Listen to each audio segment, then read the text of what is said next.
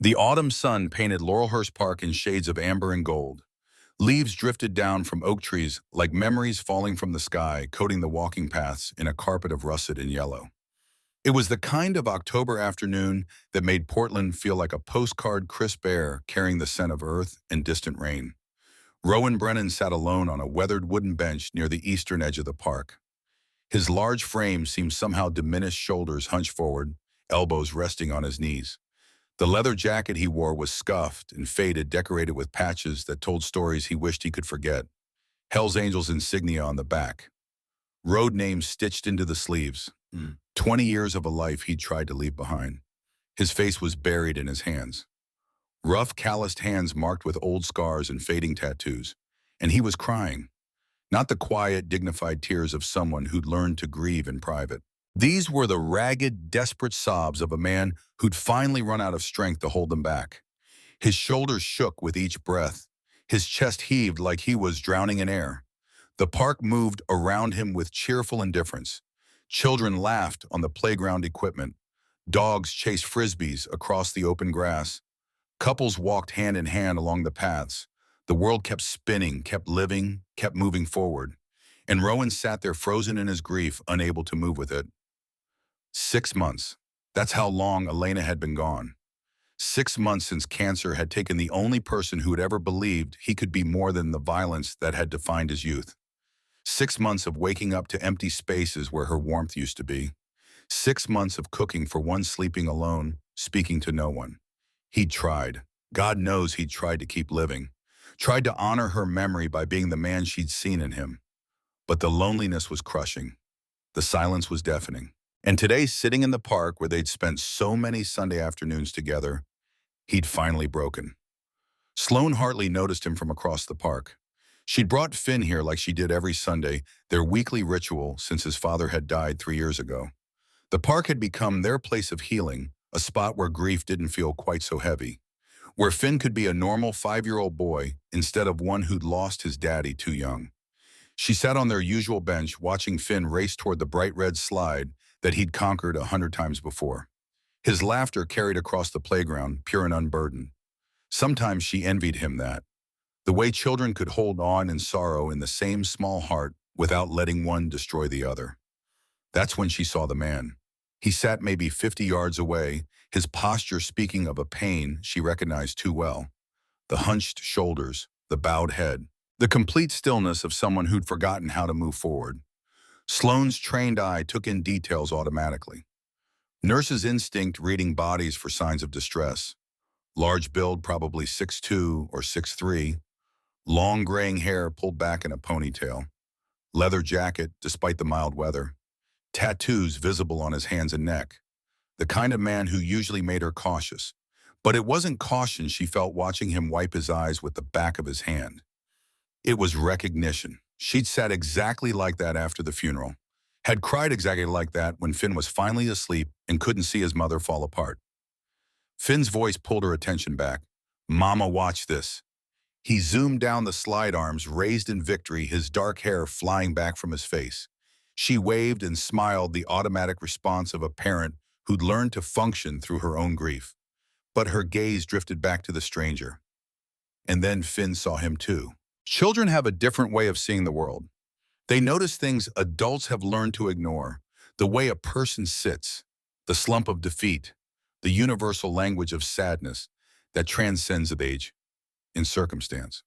Finn had stopped at the bottom of the slide, his attention fixed on the crying man across the park. His small face scrunched up in concern, the same expression he wore when his favorite stuffed animal was missing or when he saw birds struggling to fly in strong wind. "Mama," he said, running back to her bench. "Why is that man so sad?" Sloane followed his pointing finger. "I don't know, sweetheart. Sometimes grown-ups get sad too. Like when you cry at night." The question hit her harder than she expected. She thought she'd been so careful. Thought Finn hadn't noticed the night she spent in the bathroom with the water running, letting grief wash over her where her son couldn't see. "Yes, honey, like that." Finn tilted his head, processing this information with the serious consideration that 5-year-olds bring to important matters. "When I'm sad, you give me hugs and make it better." "That's right." "Who gives him hugs?" Sloane didn't have an answer for that.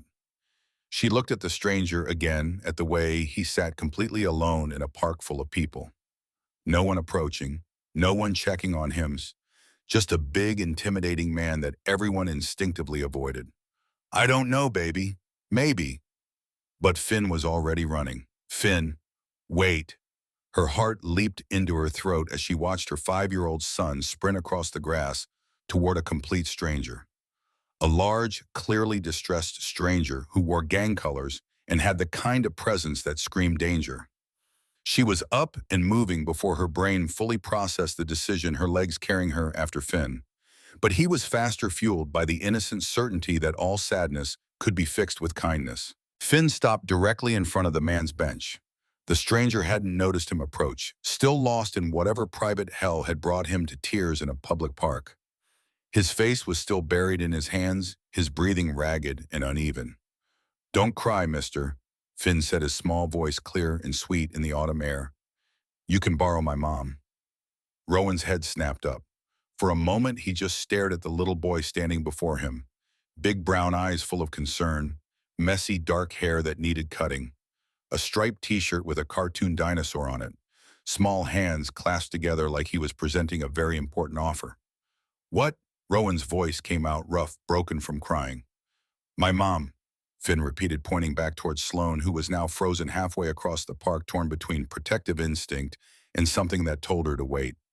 She gives really good hugs when you're sad. You can borrow her. Something cracked open in Rowan's chest.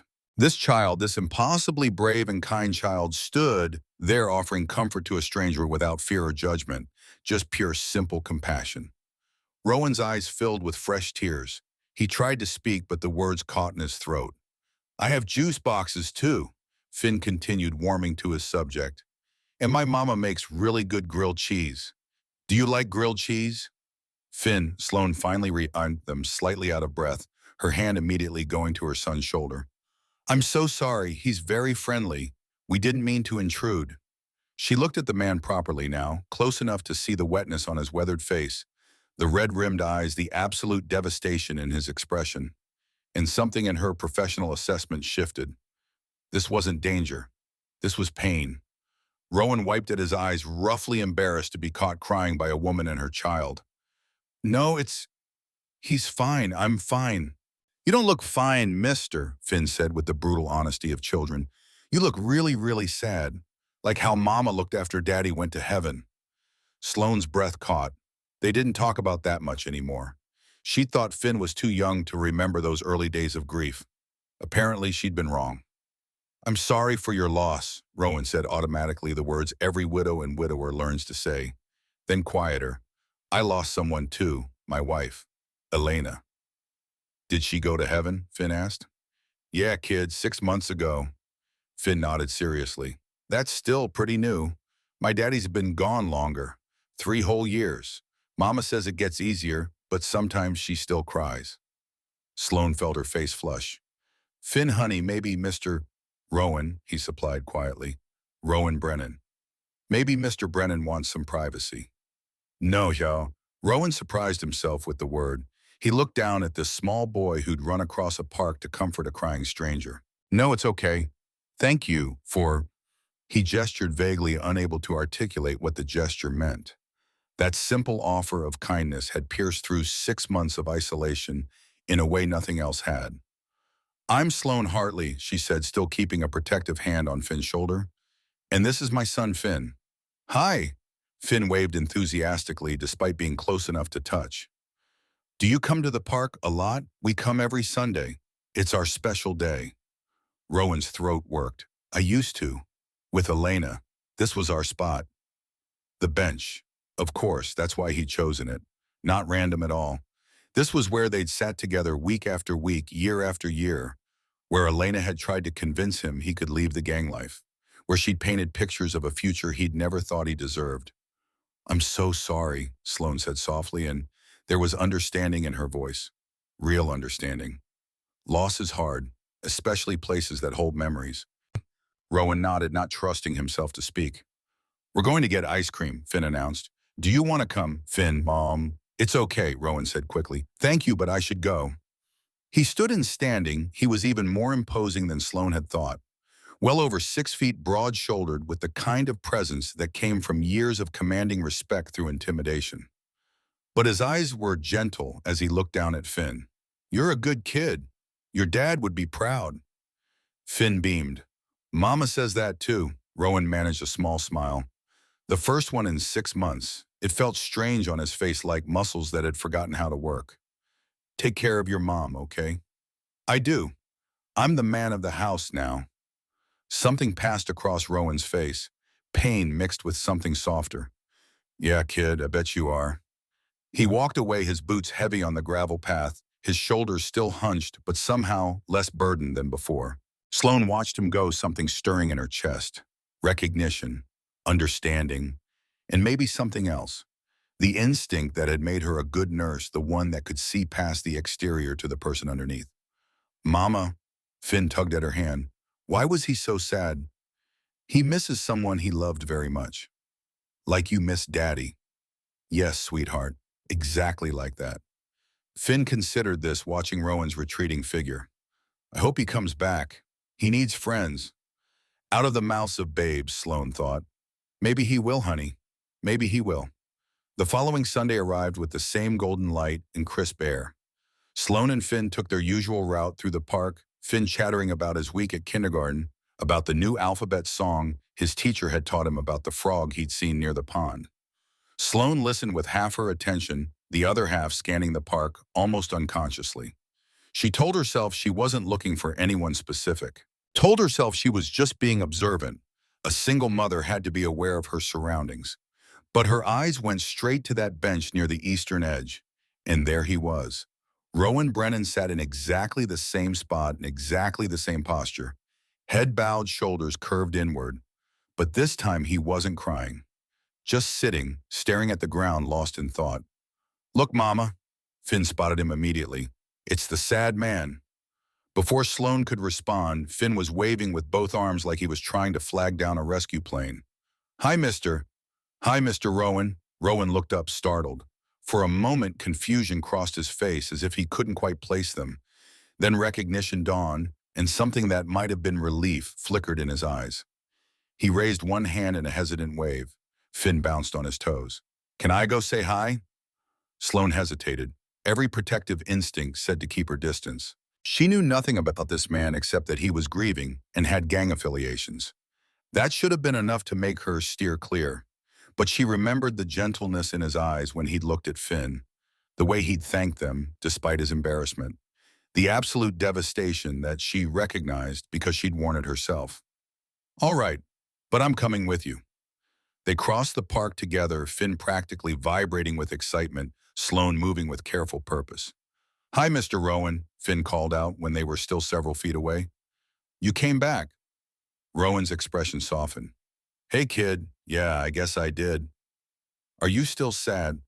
"Finn," Sloane chided gently. "Remember what we talked about. Some questions are too personal." "It's okay," Rowan said. "Yeah, buddy, still sad, but maybe a little less than last week." "That's good." Finn climbed onto the bench beside him without invitation or hesitation. "Want to see my new toy? Mama got it at the store." He pulled a small metal car from his pocket, holding it up proudly. It was a red pickup truck, slightly battered from a week of play. Rowan took it carefully, turning it over in his large hands. "That's a nice truck." "Ford." "I don't know, is Ford good?" "Best kind," Rowan said, and there was the ghost of a smile again. "I drive a Ford, 1987. Been with me a long time." "That's old," Finn said with the tactlessness of 5-year-olds everywhere. "Yeah, it is, but she still runs, most days." Sloane sat down on the other end of the bench, leaving respectful space between them. "Do you work on it yourself?" Rowan nodded. "Used to. Haven't had much reason to lately. Barely been driving." "My daddy used to fix our car," Finn said. "He had lots of tools. They're in our garage now. Mama doesn't know how to use them." "I'm sure your dad was good with tools," Rowan said quietly. "He was really good. He could fix anything." Finn's face grew serious. "Except he couldn't fix the car that hit him. Mama says sometimes things just happen." Sloane's chest tightened. She'd worked so hard to help Finn understand, to give him age-appropriate explanations for why his father was gone. Hearing him repeat her words back made her realize how much he'd absorbed. "Your mama's right," Rowan said. "Sometimes things just happen, and it's not fair. And it hurts, but we keep going anyway." "Because that's what they would want," Finn said, parroting another phrase he'd heard. "Daddy would want us to be happy." "Yeah, kid, that's exactly right." They sat in silence for a moment, three people at different stages of grief, bound by the universal understanding of loss. "Do you want to watch me on the swings?" Finn asked suddenly. "I can go really high now."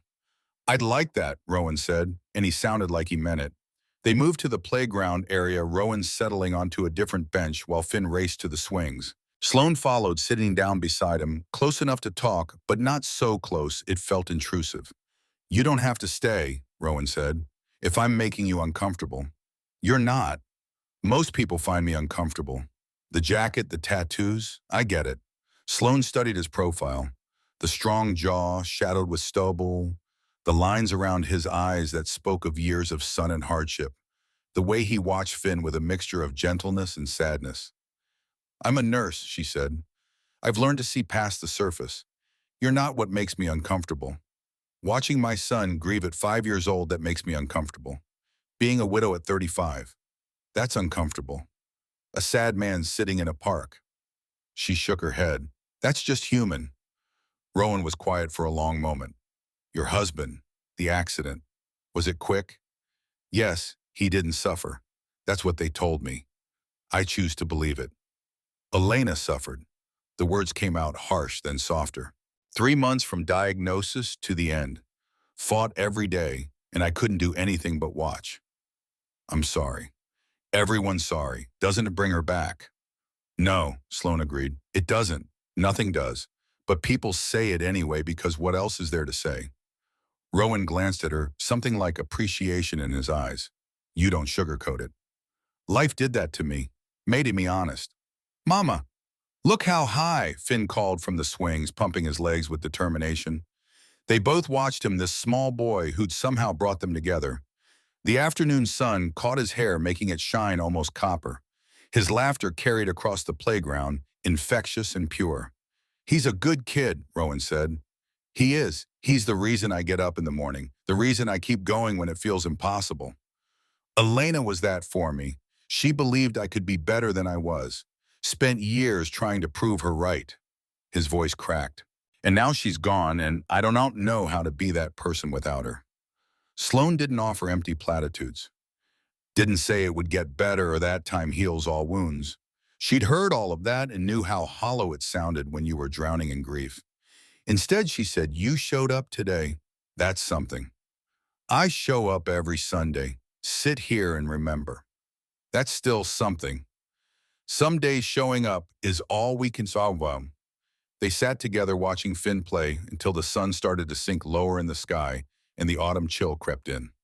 Finn ran back to them, cheeks flushed and hair windswept. "Can Mr. Rowan come get ice cream with us?" Sloane looked at Rowan, leaving the decision to him. "Not today, kid, but thank you. Next time, maybe next time." Finn seemed satisfied with when he waved goodbye with the same enthusiasm he'd greeted Rowan with, and Sloane offered a small smile. "Same time next week." Rowan nodded. "Yeah, same time." They walked away, Finn's small hand in hers, and Sloane could feel Rowan's eyes following them.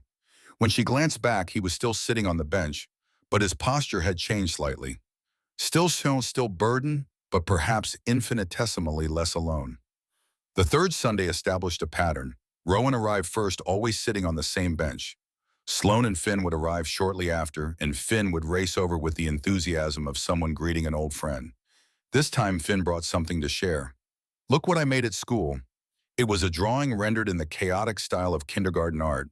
Stick figures with circle heads and triangular bodies. One tall figure, one medium, one small. Holding hands.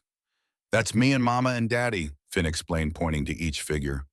Then more quietly, "I made Daddy even though he's in heaven. Teacher says it's okay to remember." Rowan took the drawing carefully, as if it were made of something more fragile than construction paper and crayon. "It's real good, Finn. Your dad looks happy." "He is happy." In heaven, everyone's happy. That's what Mama says. Sloane settled onto the bench beside Rowan, bringing 2 cups of coffee this time. She handed him one without asking if he wanted it. Thank you, he said, surprised. Black right, you look like a black coffee kind of person. How could you tell? Nurse's intuition. We get good at reading people. They sipped in comfortable silence while Finn ran off to the playground. The October air had gotten colder, autumn deepening toward winter. The leaves on the trees were more brown than gold now, and many had already fallen. How long were you married? Rowan asked suddenly. 7 years. Together for 9. Met in college, got married young. Everyone said we wouldn't last. She smiled sadly. Turned out they were right, just not for the reasons they thought. Elena and I were together 15 years. Married for 12. Met her at a bar. He huffed a laugh without humor. I was everything she shouldn't have wanted. Dangerous, angry, part of the angels. The Hell's Angels. Yeah. He waited for her to pull away to gather her son and leave, to recognize the danger she'd been casually sitting next to for 3 weeks. But Sloane just nodded. I noticed the jacket, and you still let your kid talk to me. My kid is a good judge of character, and you haven't given me any reason to think you're dangerous. To us, anyway. I was, though, dangerous. Did things I'm not proud of. Hurt people. The violence was just normal, part of the life. Elena made me leave. Took years of her believing in me before I could believe in myself. But I got out, been clean from all that for almost a decade. That takes strength. It took loving someone more than I hated myself. He stared into his coffee. And now she's gone, and I don't know if I have that strength without her. Sloane chose her words carefully. Grief has a way of making us doubt ourselves, making us forget who we are. But the person Elena helped you become, that person is still there. That's the person Finn sees when he looks at you. Kid's too trusting. Maybe, or maybe he sees something real. They watched Finn navigate the monkey bars, his tongue poking out in concentration as he made his way across. He'd make it 3 bars before dropping, then start again with undiminished enthusiasm. He reminds me, Rowan said quietly, of why it's worth trying. To be better, I mean. Kids like him deserve to grow up in a world where people try to be good. That's beautifully said. Elena would have liked him, would have liked you. I think I would have liked her too. The afternoon stretched on comfortable and easy, despite the heavy topics. When it was time to leave, Finn gave Rowan a high five that the big man returned with surprising gentleness. See you next Sunday, Mr. Rowan. See you next Sunday, kid. But Thursday arrived with complications. Sloane was leaving the grocery store with Finn when she saw it. An old Ford pickup truck, faded blue paint, spotted with rust, sitting dead in the parking lot with the hood up. And standing beside it, looking frustrated and defeated, was Rowan. Mr. Rowan, Finn spotted him before Sloane could decide whether to approach. Is your truck broken? Rowan turned surprised, crossing his face. Hey, Finn. Yeah, she finally gave up on me. Won't start. Sloane pulled her car closer. How long have you been here? About an hour. Called a tow truck, but they're backed up. Said it might be another 2 hours. The parking lot was exposed and the autumn wind was picking up. Rowan wore only his leather jacket, and while he tried to hide it, Sloane could see the way he'd pulled it tighter against the cold. We have tools, Finn announced. In our garage, Daddy's tools. Sloane met Rowan's eyes. He's right. We live about 10 minutes from here. You're welcome to use them. Try to fix it yourself if you want. Pride flickered across Rowan's face, the instinct to refuse help to handle things alone. But practical necessity won out. I don't want to impose. You're not. The tools are just collecting dust anyway. The drive to Sloane's house was quiet, Rowan following in the tow truck that finally arrived. Her home was a modest 2-story on a tree-lined street, the kind of neighborhood where people still waved to their neighbors and kids played on front lawns. The garage was exactly as she'd described. Organized shelves lined with tools, everything neat and labeled. A workspace that had clearly been loved and used. Your husband was a mechanic, Rowan asked, running his hand over a pristine socket wrench set. Hobby mechanic. He loved working with his hands. Said it helped him think. Rowan picked up a torque wrench, testing its weight. These are good tools. Really good. He took care of them. He took care of everything, except himself. Worked too much, stressed too much. Heart attack at 37. The lie came easy now. She told it so many times it felt like truth. Easier than explaining the real circumstances of her husband's death. The drunk driver, the late-night phone call, the way her whole world had shattered in an instant. "I'm sorry," Rowan said. "Losing someone young, it's not right." "No, it's not." They loaded tools into the tow truck, Rowan selecting what he'd need with the confidence of someone who knew his way around an engine. Finn helped by carrying a single screwdriver and chattering about everything and nothing. "Do you know how to fix cars, Mr. Rowan?" "Yeah, kid. Been fixing bikes and cars most of my life." "That's so cool. Can you teach me?" Rowan glanced at Sloane, silently asking permission. "If Mr. Rowan doesn't mind, that would be fine." "I don't mind." Over the next few days, Rowan worked on his truck in Sloane's driveway. She'd offered and he'd accepted with visible reluctance, clearly uncomfortable being the recipient of kindness. But the truck needed work and the tools were there, and somehow it felt natural. Finn appointed himself Rowan's assistant, handing over wrenches when asked, asking endless questions about how engines worked, chattering about his day at school. And Rowan, who'd spent 6 months barely speaking to anyone, found himself talking. Not about anything deep or meaningful, just small talk, normal conversation, the kind of human interaction he'd forgotten he needed. Sloane would bring out lemonade on the warmer days, coffee when autumn chill set in. She'd sit on the porch steps, ostensibly reading but actually watching, observing the way Rowan was gentle with Finn's endless questions, the way his shoulders gradually relaxed as the days passed, the way he almost smiled when Finn made a joke. On the fourth day, Rowan's hands were deep in the engine when Finn said something that made him freeze. "My daddy used to fix things too, but then he went to heaven and nobody could fix him." The simple, heartbreaking logic of a child who'd lost a parent. Rowan pulled back from the engine, wiping his hands on a rag. His throat worked like he was trying to swallow something sharp. "I'm sorry about your dad, Finn. That's really hard." "It's okay. I was really little. I don't remember him much. Sometimes I worry I'll forget him completely." "You won't forget. Your mama will make sure of that." "Do you worry about forgetting Elena?" The question was innocent, but it hit Rowan like a physical blow. That was exactly what he feared. That one day the details would fade. The sound of her laugh, the way she hummed while cooking, the exact shade of her eyes. "Yeah, kid, I do worry about that. Mama says we keep people alive by remembering them. She tells me stories about Daddy all the time. Maybe someone could tell you stories about Elena." Rowan's eyes burned. "Maybe." Sloane appeared with fresh coffee, reading the emotion on Rowan's face. "Finn, honey, why don't you go inside and wash up for dinner?" "Is Mr. Rowan staying for dinner?" The question hung in the air. Sloane looked at Rowan, leaving the choice to him. "I should probably get going soon," he said. "Truck's almost done." "The invitation stands," Sloane said. "Nothing fancy, just a spaghetti." Rowan hesitated. Every instinct screamed to refuse to maintain distance, to not get attached. But he was tired of eating alone, tired of empty houses and silent evenings. "If you're sure." "I'm sure. Come on in." Sloane's kitchen was warm and lived in. Drawings covered the refrigerator. A calendar on the wall marked with Finn's activities. Dishes in the sink from breakfast. The comfortable chaos of a home where people actually lived. Rowan felt enormous in the space, like he might break something just by existing. He stood awkwardly by the door until Sloane pointed him toward the table.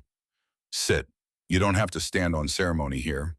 Finn set the table with serious concentration, making sure the forks were on the left and the knives on the right. "Mama's spaghetti is the best in the whole world." "I doubt that," Sloane said, laughing, "but it's edible." The meal was simple: spaghetti with marinara sauce, garlic bread salad, nothing fancy, but it was the first home-cooked meal Rowan had eaten since Elena died, and it tasted like something he'd forgotten existed. Comfort, warmth, the simple pleasure of sharing food with people who wanted your company. "This is really good," he said, and meant it. Finn talked throughout dinner, telling Rowan about school, about his friends, about the frog he'd seen at the pond. Normal kid stuff. The kind of conversation Rowan had thought he'd never have, the kind Elena had wanted when they'd talked about having children. Before the cancer, before the diagnosis that had stolen all their futures. After dinner, Finn brought out a puzzle. Will you help me, Mr. Rowan? They sat on the living room floor, Rowan's large frame folded awkwardly sorting pieces while Finn narrated his strategy for assembly. Sloane watched from the kitchen while she cleaned up, struck by the image. This big, intimidating man with his gray ponytail and tattooed hands patiently helping her 5-year-old build a puzzle of a fire truck. When the puzzle was complete, Finn yawned hugely. Bedtime, Sloane prompted. But Mr. Rowan just got here. Mr. Rowan can come back another time. Finn turned huge, hopeful eyes on Rowan. Will you come back? Yeah, kid. I'll come back. Promise, that word. Promise. It carried weight that Finn couldn't understand. Rowan had made promises before. To Elena, to himself. Promises he'd broken or been unable to keep. But looking at this little boy's earnest face, he found himself saying, I promise. After Finn was tucked into bed, Rowan stood in the doorway ready to leave. The evening had grown late, and he'd stayed far longer than intended.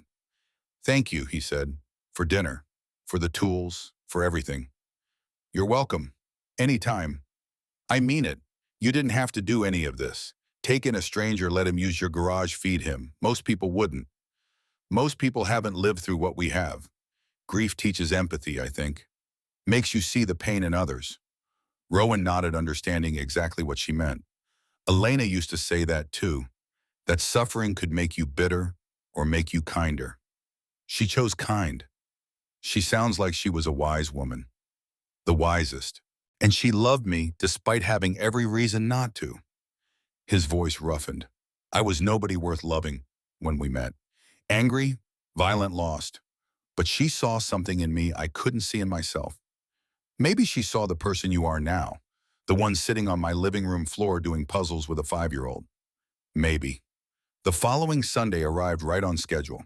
Finn was practically vibrating with excitement as they walked to the park, chattering about showing Rowan his new shoes that lit up when he stomped.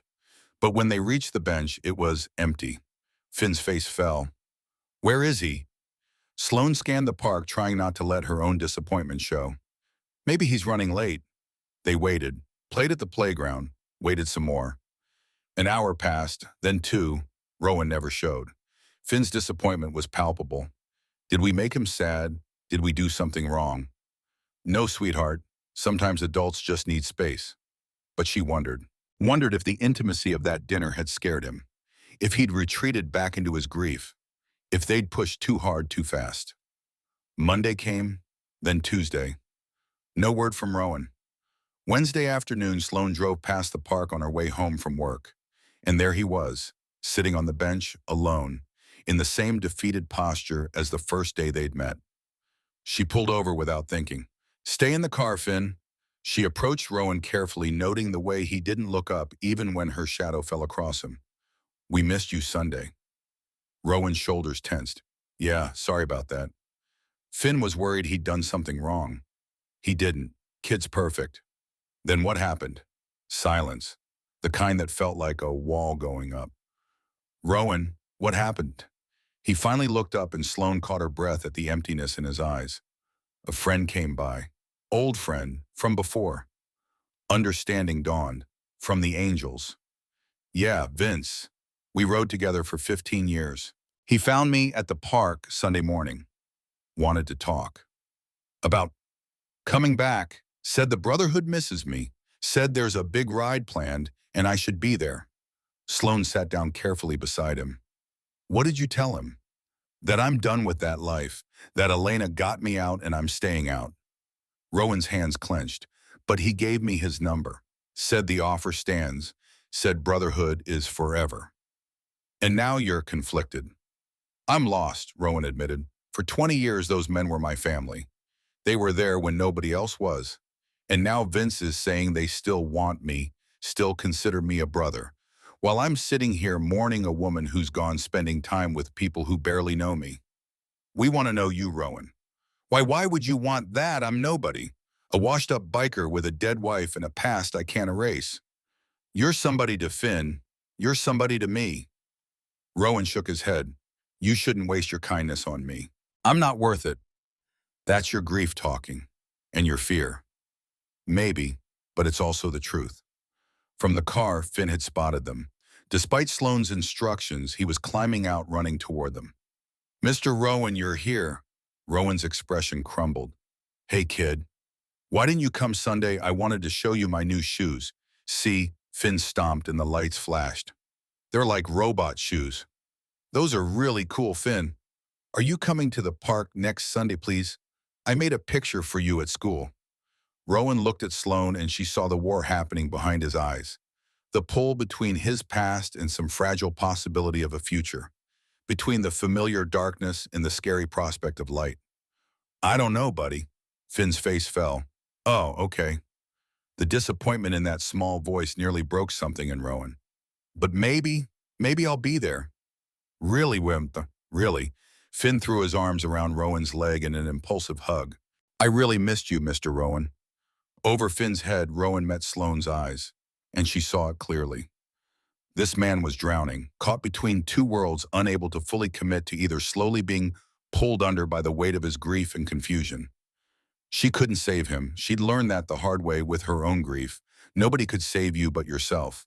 But maybe she could throw him a line, a reason to keep fighting. "Friday night," she said, "dinner, 6 o'clock, nothing fancy, just us." Sloane. Just think about it. Friday arrived in a haze of autumn rain. Sloane prepared the meal with Finn's enthusiastic help, telling herself she wasn't disappointed when 6 o'clock came and went with no sign of Rowan. 6:15, 6:30. At 6:45, there was a knock on the door. Rowan stood on her porch, soaking wet from the rain, holding a slightly bedraggled bouquet of flowers from the grocery store. "Sorry I'm late. Was sitting in my truck trying to decide if I should come." "What made you decide?" "Promised Finn I'd try, and Elena always said I should keep my promises." Sloane smiled and stepped aside. "Come in, you're dripping." That dinner became the moment everything shifted. They talked about Elena and Sloane's husband, about grief and healing and the impossibility of moving forward when everything in you wanted to stay frozen in place. Rowan told him about the day he met Elena, how she'd been completely unimpressed by his tough guy act, how she'd made him laugh when he'd forgotten how. Sloane shared memories of her husband, the good and the difficult, the parts of him she missed and the parts she didn't. And Finn, in his innocent way, bridged the gap between them, asking questions, sharing observations, reminding them both that life continued whether you were ready or not. When Rowan left that night, he made another promise. "Next Sunday, I'll be at the park." And he was. Sunday after Sunday, through October into November, Rowan showed up. Sometimes he was early, sitting on that bench and waiting. Sometimes Finn and Sloane arrived first, but they always found each other. The routine became sacred. Park in the mornings, occasional dinners, Rowan teaching Finn about tools and engines, Sloane listening when Rowan needed to talk about Elena. But underneath the growing friendship, there was an undercurrent. The knowledge that Rowan still had Vince's number, that the angels were still out there, that the pull of his old life hadn't disappeared just because he'd found new people to care about. It came to a head on a Sunday in late November. They were at the park as usual, watching Finn attempt to master the climbing wall when a motorcycle pulled into the parking lot. The engine was loud, aggressive, announcing its presence. Sloane tensed. "Rowan," he'd already seen. "Stay here." Vince climbed off the bike, his leather jacket identical to the one Rowan had stopped wearing. Younger than Rowan by a few years, but with the same hard edge that came from years in the life. "Been trying to reach you, brother," Vince called out as he approached. "Phone not working." "Been busy." Vince's eyes slid to Sloane and Finn. "I can see that, playing house now." "What do you want, Vince?" "Want you to remember who you are, who your real family is." Vince pulled out a phone, a cheap burner. "Big ride is next month, December 20th. The whole chapter's going. Should be like old times. I told you, I'm out." "Nobody's ever out, Rowan. You know that." Vince's voice hardened. "Brotherhood is forever. You took an oath." "I took vows to Elena, too. She wanted me out, and I got out. Elena's gone, brother. And these people," he gestured towards Sloane, "they're not your family. They're a distraction, a way to avoid dealing with your grief." Rowan's jaw clenched. "You don't know what you're talking about." "Don't I? You think playing daddy to some widow's kid is going to fill the hole Elena left? It won't. Nothing will, except coming back where you belong." Finn had noticed the confrontation. He clutched Sloane's hand, sensing the tension even if he didn't understand it. I need you to leave, Rowan said quietly. Now. I'll leave, but I'm leaving this. Vince pressed the burner phone into Rowan's hand. That's got my number and the ride details. December 20th, we'll be at the Broken Spoke at dawn. You show up, you're back in. You don't? He shrugged. Then I guess we'll know where you stand. Vince climbed back on his bike, but before he started it, he looked at Sloane. You seem like a nice lady, but you should know what you're dealing with. Rowan here, he's got a past. Violence, blood things that would make you pull your kid close and run. Ask him about the Denver run in '09. Ask him about what happened to the guy who crossed us. Leave her alone, Vince. Just being honest, brother. She deserves to know who she's letting around her kid. The motorcycle roared to life, and Vince rode off, leaving Rowan standing there with the burner phone in his hand and shame written across his face. Sloane stood frozen, fin pressed against her side. She'd known Rowan had a past, had known it was violent, but hearing it put so bluntly, having it thrown in her face like a threat, made it real in a way it hadn't been before. Mama, Finn's voice was small. Is Mr. Rowan in trouble? Rowan couldn't look at them. He stared at the phone in his hand like it was a snake. I should go, he said hoarsely. Rowan, I'm sorry for all of this, for bringing my shit into your life. You were right to be careful at the beginning. I'm not safe to be around. That's not, but he was already walking away in his stride, long and determined. He got into his truck and drove off without looking back, leaving Sloane and Finn standing in the park as autumn leaves swirled around their feet. That night, Rowan sat in his apartment staring at two phones. His regular one with Sloane's number saved, and the burner with Vince's contact information already programmed in. Elena's photo watched him from the bedside table. Her smile frozen in time, her eyes holding that mix of love and exasperation that had defined their relationship. I don't know what to do, he said to the empty room. I don't know who I am without you. The phones sat silent, each one representing a different path, a different version of who he could be. And Rowan, lost and grieving and torn between two worlds, couldn't make himself choose. The week passed without contact. Sunday came and Sloane took Finn to the park, despite every instinct telling her to stay away. The bench was empty. Finn's disappointment was a living thing, heavy and sad. He's not coming back, is he? I don't know, sweetheart. They stayed anyway, hoping. But as the afternoon wore on and the autumn sun began its descent, it became clear that Rowan had made his choice. Or rather, he couldn't make one at all. That evening, as Sloane tucked Finn into bed, her son asked the question she'd been dreading. Mama, is Mr. Rowan going to be like Daddy here one day and gone forever the next? And Sloane, with tears in her eyes, had to answer with the only truth she had. I don't know, baby. I really don't know. Across town, Rowan sat in his dark apartment, staring at Elena's photo, the two phones still on his table. The burner showed a message from Vince. 3 weeks, brother. Make your choice. Rowan closed his eyes, and for the first time in months, he wasn't sure if he was crying for Elena or for the life he might be throwing away. Or both. The Saturday before December 20th arrived cold and clear. Rowan woke at dawn, his mind already made up, but his body still fighting the decision. Today was the day he'd face Vince and the Angels one final time. Not at the park where they could threaten Sloane and Finn, not over the phone where words felt empty, but at the Broken Spoke on their territory where his choice would carry the weight it deserved. He'd been working at Tucker's Auto for 3 weeks now. Harlan had been true to his word, treating Rowan with the quiet respect of a man who understood second chances. The customers had warmed to him, too, appreciating his skill with engines and his patient explanations of what their vehicles needed. Mrs. Calloway from down the street had brought her ancient Buick in on Thursday, and when Rowan had fixed it for half what the dealership had quoted, she'd hugged him and called him a blessing. A blessing. When was the last time anyone had called him that life was finding a rhythm? Work during the week. Dinners with Sloane and Finn most evenings. The grief support group on Tuesdays, where he'd started actually talking instead of just listening. Sundays at the park watching Finn play, sitting beside Sloane in comfortable silence that didn't need filling. It felt good. Real. Like maybe Elena had been right about him all along. But Vince's deadline loomed like a shadow. December 20th. Dawn at the Spoke. The big ride. The final invitation to return to brotherhood. Rowan had already made his choice, but Vince deserved to hear it face to face.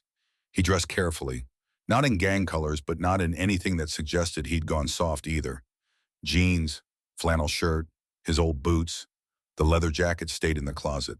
That part of him was done. The drive to the broken spoke took 20 minutes. Rowan's hands were steady on the wheel, but his heart hammered in his chest. This was it, the moment that would define everything going forward. The parking lot was already full of motorcycles when he arrived, 24 at least, chrome gleaming in the morning sun. The angels had gathered for the pre-ride meetup, the ritual that came before every big journey. Rowan parked his truck at the edge of the lot and sat for a moment gathering himself. Through the bar's windows, he could see movement. Men laughing, drinking, preparing for the day ahead. Brothers. For 20 years, that word had meant everything to him. Brotherhood was loyalty, protection, belonging. The angels had given him an identity when he'd had none, a family when his blood relatives had written him off. But Elena had taught him that family was about more than shared colors and matching tattoos. Family was the people who believed in you, who saw your potential and refused to let you settle for less. Sloan and Finn, they were family now too. Rowan climbed out of the truck and walked toward the bar. The conversations died the moment he pushed through the door. 24 pairs of eyes turned to him, assessing, calculating.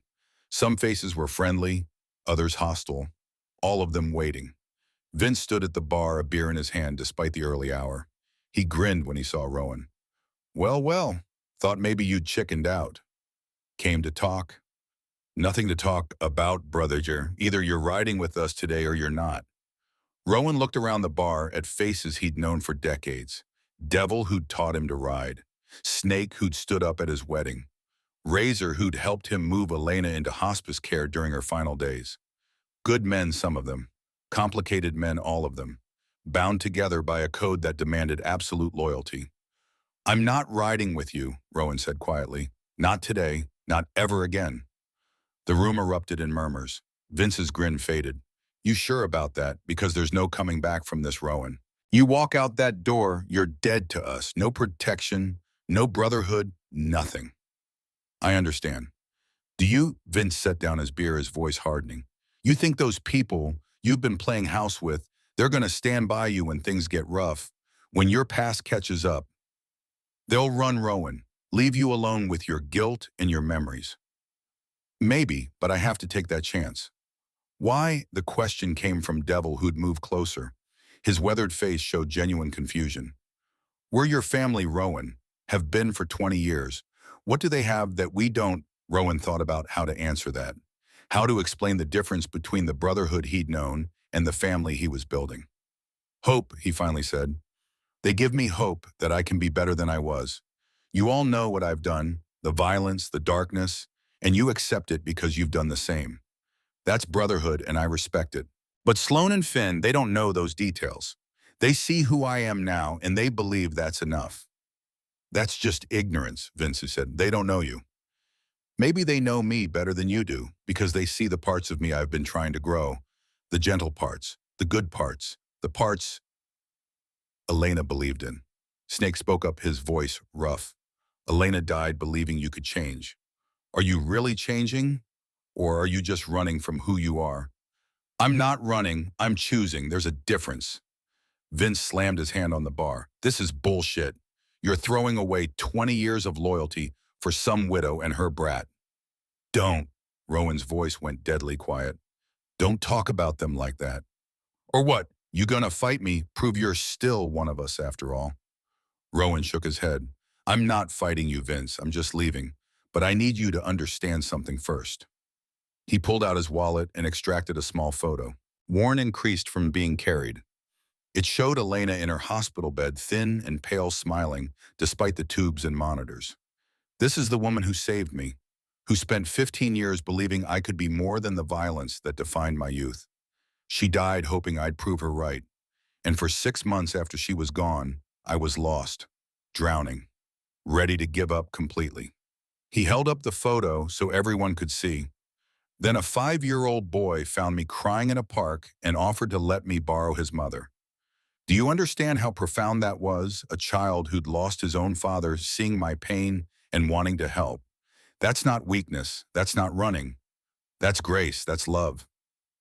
Rowan put the photo away, his voice thick with emotion.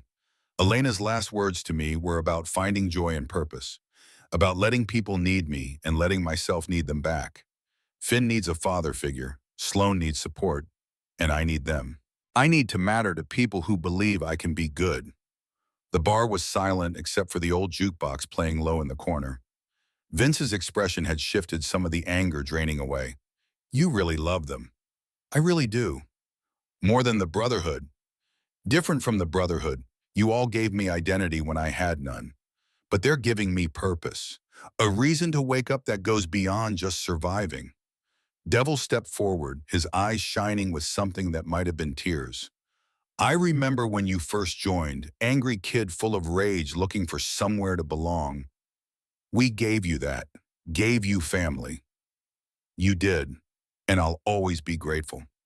But I'm not that angry kid anymore. I'm a 47-year-old widower trying to honor his wife's memory by being the man she believed in. And I can't do that here. Razor, who'd been silent until now, spoke up. My daughter's 5, about the same age as that boy you mentioned. And if something happened to me, I'd want someone good looking out for her. Someone who'd be gentle and patient. Maybe you're where you need to be, Rowan. Vince looked at Razor, betrayal on his face. You're taking his side? I'm not taking sides, I'm just saying maybe brotherhood means letting someone go when they need to go. Rowan gave us 20 good years, maybe that's enough. Others murmured agreement, not everyone. Some faces remained hard angry at what they saw as betrayal, but enough voices of support that Vince's absolute authority wavered. This is wrong, Vince said, but there was less conviction in it now. Brotherhood is forever. Brotherhood is loyalty, Rowan said, and I'll always be loyal to the good times we shared, the rides we took, the bonds we formed. But I can't live in the past anymore, Vince. Elena's gone. My time with the Angels is done. I have to move forward. Vince stared at him for a long moment. Then surprisingly, he extended his hand. Goodbye, Rowan. Rowan took it, gripping firmly. Goodbye, Vince. Ride safe. You too, brother, wherever you're headed. Rowan walked out of the broken spoke for the last time. Behind him, he heard the engine starting to roar as the Angels prepared for their ride. But he didn't look back. Just climbed into his truck and drove away, feeling lighter with every mile. His phone rang as he pulled out of the parking lot. Sloane. Hey, he answered. How did it go? It's done. I'm out. For real this time. Her relief was audible. Are you okay? Yeah, I really am. And surprisingly, he maintained it. What are you and Finn doing today? Grocery shopping, thrilling stuff. Want to join us? Rowan found himself smiling. Actually, yeah, I would. Meet us at Safeway in 20 minutes. I'll be there. The grocery store was crowded with Saturday shoppers. Rowan found Sloane and Finn in the produce section, Finn carefully selecting apples and putting them in a bag. Mr. Rowan, Finn's face lit up. You came, told your mom I would. Can you help me pick the best apples? Mama says I need to find the ones without bruises. They spent the next hour navigating the store, Finn riding in the cart and chattering about everything he saw. Other shoppers gave them space, seeing what looked like a family doing their weekly shopping. A father, mother, and son. Normal. Unremarkable. Rowan had never felt so grateful to be unremarkable. At checkout, Finn announced, Mr. Rowan's coming to my school thing on Tuesday. Rowan looked at Sloane, confused. She smiled apologetically. I was going to ask you. Finn's class is doing a Thanksgiving presentation. Family members are invited. I'm not family, Rowan said automatically. Yes, you are, Finn protested. You're like my uncle, or my big friend, or my extra dad. The words hit Rowan squarely in the chest. Extra dad. If you're not comfortable, Sloane said quickly, it's fine. I just thought, what time? 2 o'clock. I'll be there. Finn's whoop of joy made several shoppers smile. The weeks leading up to Christmas blurred together in the best possible way. Work at Tucker's, dinners with Sloane and Finn, the grief support group where Rowan had started sharing more, talking about Elena and the life they'd built together. Mrs. Calloway invited him to her church's community dinner. Harlan asked him to work on his son's car, introducing Rowan as his best mechanic. The neighborhood gradually accepted him, this big, quiet man who fixed cars and spent time with the widow down the street. Finn's school presentation was a highlight. Rowan sat in a tiny chair designed for parents, watching Finn present a drawing of things he was thankful for. The drawing included a stick figure with long hair labeled Rowan. I'm thankful for Mr. Rowan, Finn told his class seriously, because he teaches me about tools and makes my mama smile again. Several parents dabbed at their eyes. Rowan had to step outside for a moment to compose himself. December gave way to January. The new year arrived with snow and the promise of fresh starts. 6 months after that first day in the park, Rowan's life looked completely different. He'd been promoted to senior mechanic at Tucker's, training new hires and managing the more complex repairs. Harlan trusted him completely now, even giving him keys to open the shop on weekends when emergency jobs came in. The grief support group had become a cornerstone of his week. He'd formed friendships there, genuine connections with people who understood loss. Roger, the older man, who'd shared his story about his great-nephew, had become a particular friend. They met for coffee, sometimes two widowers navigating life after love. And Sloane. Their relationship had evolved gradually, naturally, without rush or pressure. Somewhere between Thanksgiving and Christmas, holding hands on the couch while Finn slept had become normal. A kiss goodnight at her door had progressed to him staying later, talking until midnight about everything and nothing. They hadn't discussed labels or made grand declarations. But when Finn started calling him Rowan instead of Mr. Rowan, it felt like acceptance, like permanence. One Saturday in late June, Rowan taught Finn to ride a bike without training wheels. They were at the park, the same park where everything had started 8 months ago. Finn had gotten a new bike for his 6th birthday, bright blue, with racing stripes. "I'm scared," Finn admitted, looking at the bike without its training wheels. "That's okay," Rowan said, kneeling beside him. "Being scared means you're being brave. Can't be brave without being a little scared first." "Did you teach your kids to ride bikes?" The question was innocent, but it still stung. "Elena and I never had kids. She got sick before we could." "Oh, I'm sorry." "Don't be. I get to help teach you. That's pretty special." Finn considered this, then nodded. "Okay, let's try." Rowan held the back of the seat, running alongside as Finn pedaled. Once, twice, 3 times around the path. Each time, Finn's confidence grew. "Ready for me to let go?" "No." Finn's voice was panicked. "Don't let go." "I won't let you fall, buddy. I promise, but you've got to trust yourself eventually." Sloane watched from the bench, her book forgotten in her lap.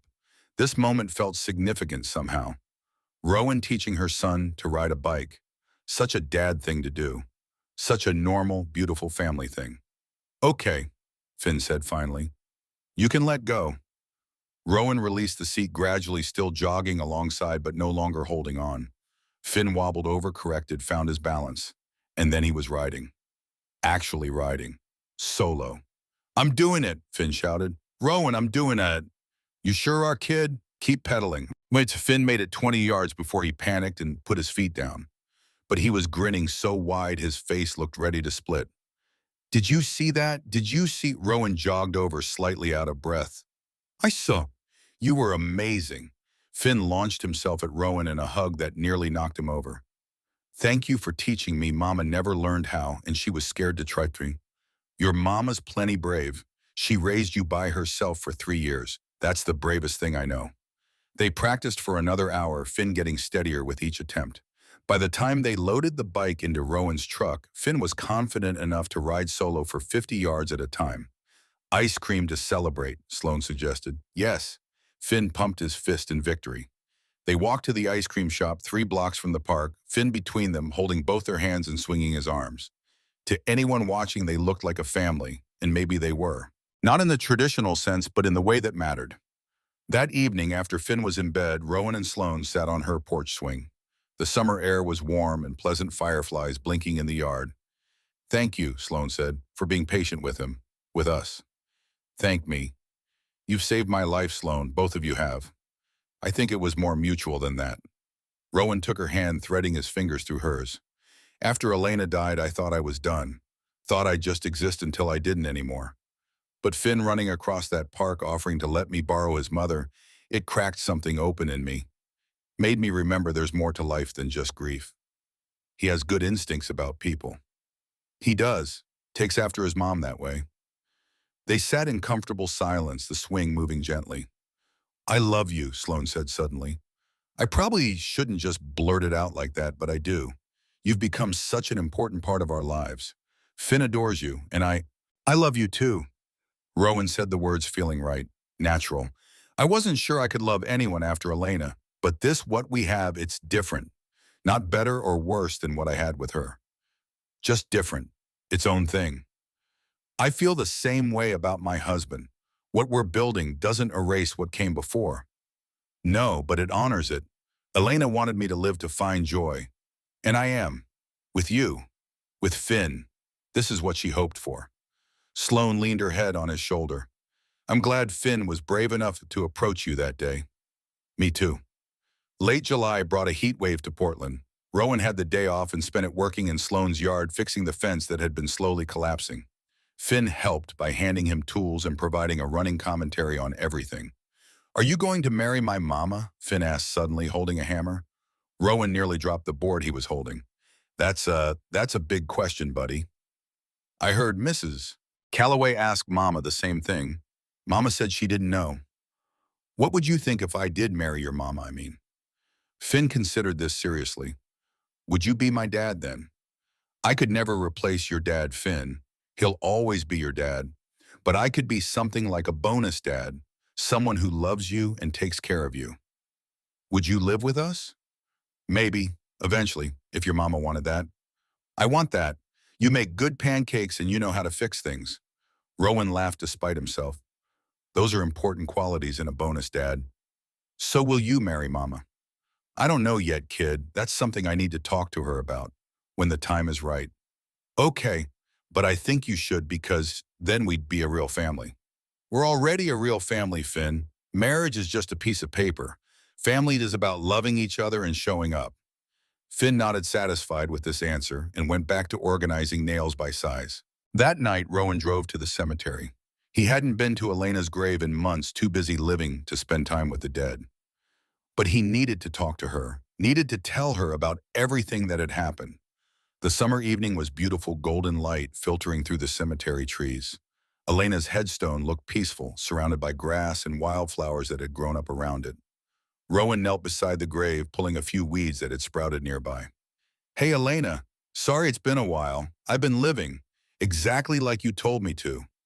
The evening birds sang in the trees, their melody soft and sweet. I met someone. Her name is Sloane. She's kind and strong, and she's been through her own grief. We understand each other, and she has a son, Finn. He's 6 now.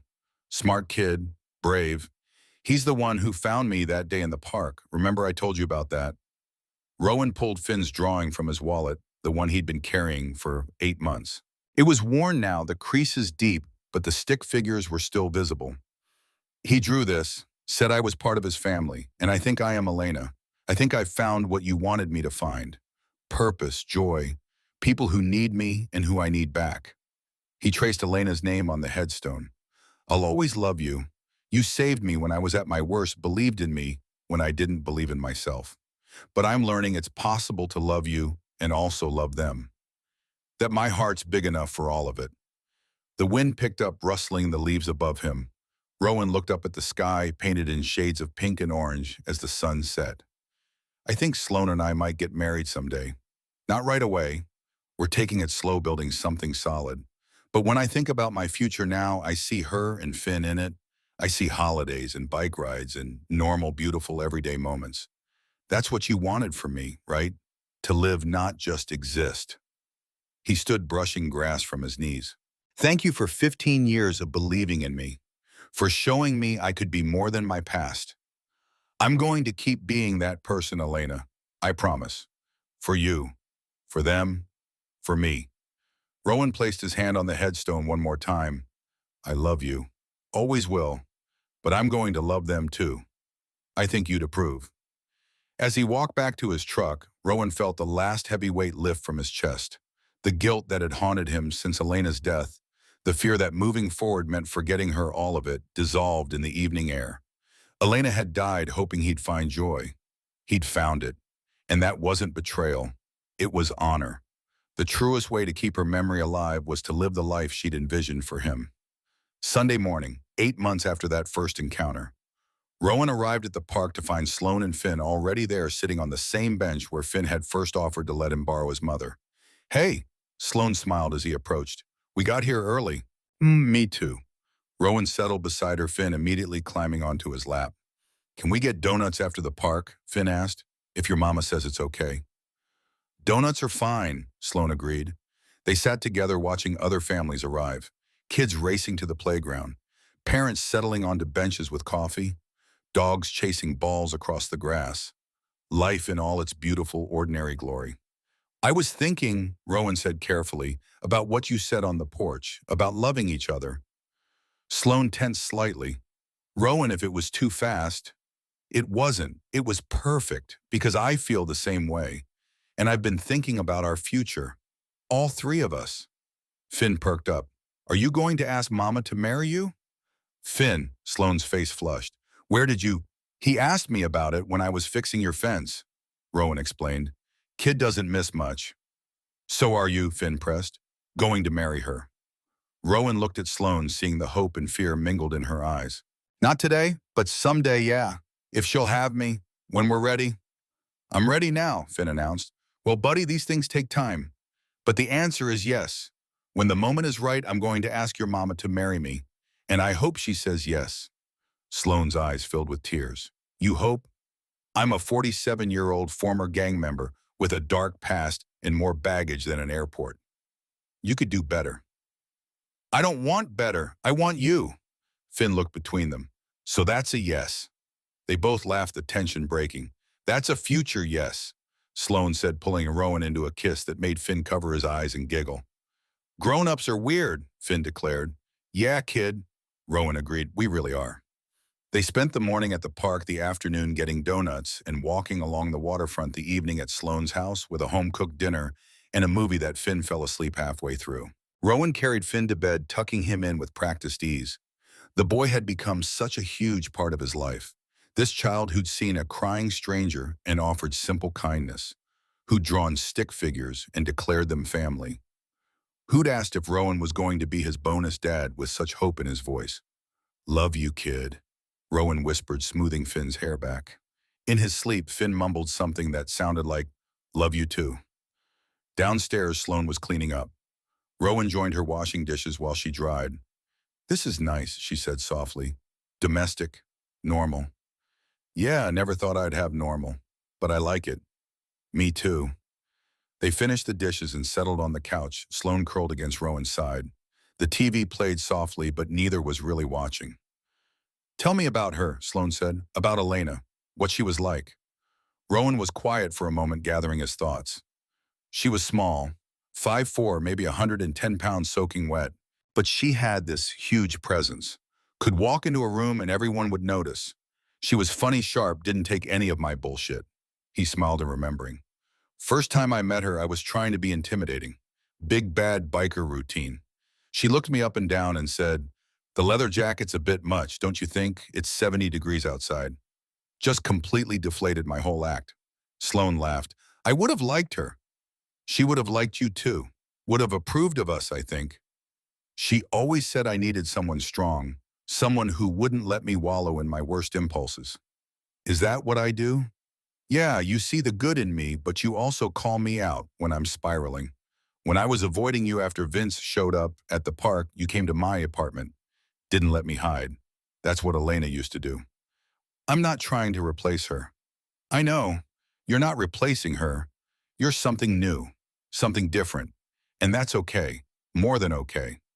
They sat in comfortable silence, the kind that only comes when two people are truly at ease with each other. Finn asked me today, Sloane said, what I'd say if you proposed. I told him I'd say yes, just so you know, when the time comes. Rowan's heart swelled. Good to know. I'll keep that in mind. No pressure, though. No pressure. But they both smiled, knowing the future was already written, just a matter of time. The summer faded into fall. Finn started first grade proud of his new backpack and lunchbox. Rowan went to the first day of school with Sloane taking pictures alongside the other parents. Mrs. Calloway cornered him afterward, asking when he was going to make an honest woman of Sloane. Working on it, he'd replied, and she'd patted his arm knowingly. October brought cool weather and falling leaves. 1 year since that first day in the park. Rowan marked the anniversary, quietly marveling at how much had changed. A year ago, he'd been broken, lost, ready to give up. Now he had a job, he was good at, a community that accepted him, a woman he loved, and a boy who called him family. The grief support group threw him a small celebration for his one-year anniversary of attending. Roger gave a speech about how far Rowan had come, how much he'd grown. Others shared how his story had inspired them to keep fighting their own battles. A year ago, Rowan said, when it was his turn to speak, I thought my life was over. My wife had died and I saw no reason to keep going. But a little boy taught me something important. He taught me that even when you're at your lowest, kindness can find you. And if you're brave enough to accept it, that kindness can save your life. There wasn't a dry eye in the room. Sunday, October 15th, 1 year exactly since Finn had approached a crying stranger and offered to let him borrow his mother. Rowan, Sloane, and Finn returned to the park, to the same bench, in the same golden autumn light. This is where we met, Finn said, climbing onto the bench. Right here. That's right, buddy. 1 year ago today. I was really brave, wasn't I? Walking up to a stranger. The bravest, Rowan agreed. You saved my life, kid. You know that. Finn beamed. Mama says I have good instincts. They sat together watching the park come to life around them. Families arriving for their Sunday rituals. Children racing to the playground. Dogs chasing frisbees. The endless cycle of life enjoying connection. What were you thinking, Sloane asked quietly, that first day, when Finn offered to let you borrow me? Rowan thought back, remembering the shock, the overwhelming grief, the tiny crack of light that Finn's words had created in his darkness. I was thinking that I didn't deserve kindness, that I was too broken to be fixed. But also underneath all that I was thinking maybe there was still something worth saving. Maybe if a 5-year-old boy could see good in me, maybe it was actually there. It was always there, Sloane said, taking his hand. Finn just helped you find it again. Finn, getting bored with the grown-up talk, hopped down from the bench. Can I go play? Go ahead, sweetie. They watched him run to the swings, his laughter carrying across the playground. The same laughter that had been Rowan's first clue that life could still hold joy. I bought a ring, Rowan said suddenly. Sloane's breath caught. What? A ring for you. Been carrying it around for 2 weeks waiting for the right moment. Rowan, this is the right moment, isn't it? 1 year since we met, same bench, same park, full circle. He pulled a small box from his jacket pocket. His hands were shaking slightly, but his voice was steady. Sloane Hartley, you saved my life, you and Finn. You gave me a reason to keep living when I'd forgotten how. You believed in me when I couldn't believe in myself. You showed me that it's possible to love again, to build a future after loss. Will you marry me? Tears streamed down Sloane's face. Yes. God, yes. Rowan slipped the ring onto her finger and she pulled him into a kiss that felt like a promise, like a new beginning, like everything Elena had hoped for him. Mama Rowan, Finn's voice interrupted them. Come push me on the swings. They laughed, pulling apart. We should tell him, Sloane said. Tell me what? Finn ran over, curious. Rowan knelt down to Finn's level. Your mama just said yes to marrying me, which means I'm going to be your bonus dad, officially, if that's okay with you. Finn's eyes went wide. Then he launched himself at both of them, arms spread wide, trying to hug them both at once. Yes, yes, we're going to be a real family. We already were, buddy, but now it's official. They stood there, the three of them, wrapped in an embrace while the park moved around them. Other families noticed, smiled at the obvious joy radiating from the trio. Some probably assumed they had always been together. No one could have guessed that just 1 year ago, they'd been strangers brought together by a child's simple act of compassion. That evening, Rowan drove back to the cemetery one last time. Elena's grave looked peaceful in the fading light. Rowan knelt beside it, his heart full of emotions, too complex to name. I asked her to marry me today, he said to the headstone. She said yes. Finn's excited, wants to help plan the wedding. The evening birds sang their twilight songs. I hope you're proud of me, Elena. I did what you asked. Found joy, found purpose, found people who needed me, and let myself need them back. And it didn't erase you, didn't make me forget. You're still here in every good choice I make, every moment of kindness. You made me believe I could be better, and I am, because of you. Rowan placed his hand on the headstone. Thank you for 15 years of love, for believing in a broken biker who didn't believe in himself, for saving my life the first time so I could be alive to be saved a second time. I love you. Always will, but I'm going to love them too. And I think that's exactly what you wanted. He stood ready to leave when he heard footsteps behind him. Mrs. Calloway appeared carrying flowers for her husband's grave nearby. Congratulations, she said warmly. Sloan called me. I'm so happy for you all. Thank you for everything. Your advice at the cemetery that day had helped. Just glad I could point you in the right direction. You did the hard work yourself. Change for love, not guilt. That's what you said, and you were right. Eleanor smiled. Love is the only thing strong enough to truly transform us. Guilt might change our actions, but love changes our hearts. She moved to her husband's grave and Rowan walked back to his truck. In the rearview mirror, he could see the cemetery fading into the dusk. All those lives lived and lost, all that love that persisted beyond death. Elena was there, would always be there, but she wasn't holding him back. She was pushing him forward, toward life, toward love, toward the future she'd always believed he deserved. 6 months later, on a bright April morning, Rowan and Sloane got married in a small ceremony at the park. The same park where everything had started. The same bench where Finn had offered to let a crying stranger borrow his mother. Finn was the ring bearer, taking his job with utmost seriousness. Roger from the grief support group was Rowan's best man. Mrs. Calloway cried through the entire ceremony. Harlan and the guys from the auto shop filled the groom's side. Sloane wore a simple white dress. Rowan wore a suit, feeling uncomfortable but happy. They exchanged vows they'd written themselves. I promise to show up, Rowan said, his voice thick with emotion, every day for the rest of my life. To be the man you and Finn believe I am. To choose love over fear, hope over despair, and family over everything else. I promise to believe in you, Sloane replied, on the days when you can't believe in yourself. To remind you of how far you've come when you only see how far you have to come. To build a life with you that honors what we've lost while celebrating what we've found. When they kissed, Finn cheered along with everyone else. The reception was held at Sloane's house, their house now. Rowan had moved in the previous month, slowly integrating his life with theirs. Elena's photo had a place of honor on the mantle alongside photos of Sloane's late husband. No erasure, just expansion. As the afternoon sun painted everything gold, Rowan found himself standing by the photo display. Elena smiled out at him from a dozen different moments frozen in time. Thank you, he whispered, for everything. Finn tugged on his sleeve. Rowan, you okay? Yeah, kid, more than okay. He picked Finn up, something that was getting harder as the boy grew. You know what you did for me that day in the park? Offered to let you borrow Mama.